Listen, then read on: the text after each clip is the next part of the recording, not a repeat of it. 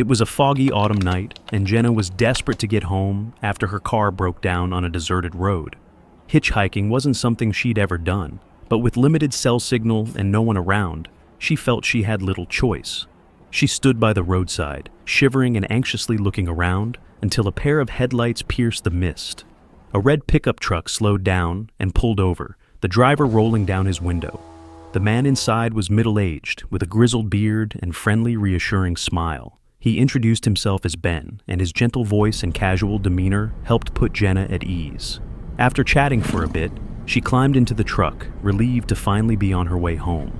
As they drove through winding, darkened roads, Ben made small talk, asking Jenna where she was headed and why she was out alone so late. But as the conversation continued, something about his tone began to change. His questions started feeling too personal, too intense. When he glanced at her in the rearview mirror, his eyes held a strange gleam that sent a shiver down her spine. Suddenly, Jenna noticed that Ben was no longer following the main road. Instead, they were heading deeper into a secluded area, away from any homes or streetlights. She tried to stay calm, forcing a smile as she asked him why they weren't taking the main route. His face grew tense, and he muttered something about shortcuts. But as the trees loomed closer, Jenna's panic surged. Finally, when Ben stopped at a remote spot with no visible landmarks, Jenna's instinct screamed at her to run. She mumbled something about needing air, unbuckled her seatbelt, and bolted from the truck. Ben yelled after her, but Jenna didn't look back. She sprinted through the forest, heart pounding, until she finally stumbled upon a cabin with lights on. She frantically knocked, and the kind elderly couple who answered took her in and called the police. Days later, she found out that Ben was a wanted fugitive with a record of assault. The police tracked down the truck but found it abandoned. To this day, Jenna feels a chill whenever she sees a red pickup truck. Haunted by the night, she narrowly escaped what could have been a deadly encounter. David was driving through a quiet stretch of highway one summer evening when he spotted a figure standing by the side of the road, a young woman with her thumb out and a blank, vacant look in her eyes. Normally, he wouldn't pick up hitchhikers, but something about her made him pull over. She climbed into the car wordlessly, her face pale and her hands trembling slightly as she clutched her bag. David tried to make conversation, asking her where she was headed, but she barely responded, only muttering something about getting away.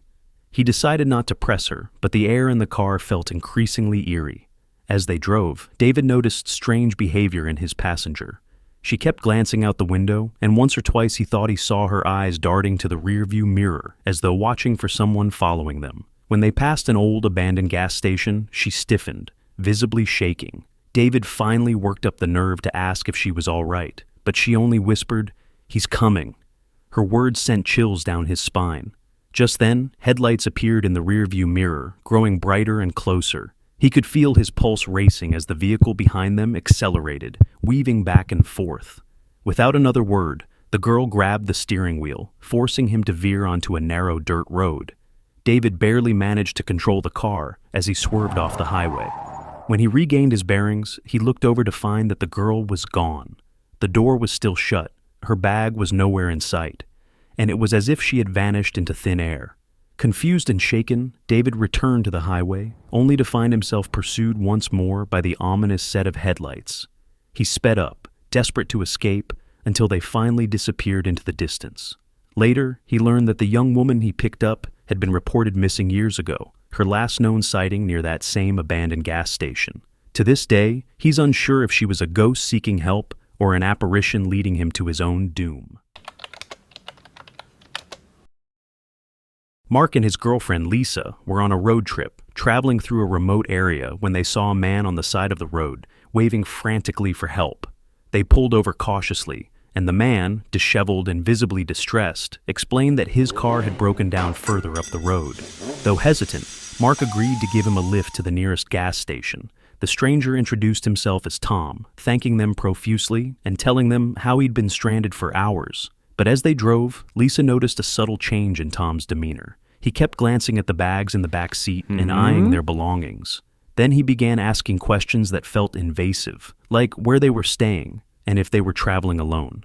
Unease settled over the couple as Tom's questions became more probing. Lisa texted Mark discreetly, urging him to turn the car around and find a way out. Mark nodded, pulling off at a rest stop under the pretense of needing to check the tires. They told Tom they'd be right back, then hurriedly walked to a nearby payphone to call the police. 911. When they What's your returned, emergency? Tom was gone, but he'd left something behind, a rusty, ominous-looking knife wedged under the seat. Horrified, they waited for the police, who later informed them that Tom was a wanted fugitive connected to a series of hitchhiker-related assaults in the area. They never found him, but his eerie, penetrating gaze would haunt them forever. These chilling encounters would likely keep anyone up at night, serving as a stark reminder that sometimes the people you meet on the road aren't who they seem.